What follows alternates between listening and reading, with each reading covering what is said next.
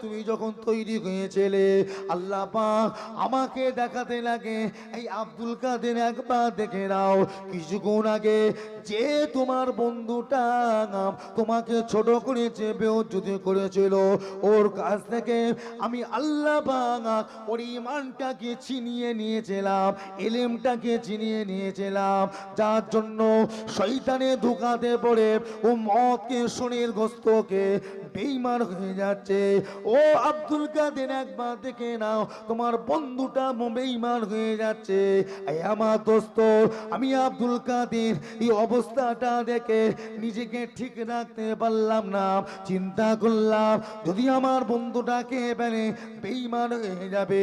তাড়াতাড়ি করে আমি আমার উজুর পানির লোটার পানিটা হাতে ঢেলে বিসমিল্লাহ বলে তোর মুখের দিকে লক্ষ্য করে ছুঁড়ে দিলাম।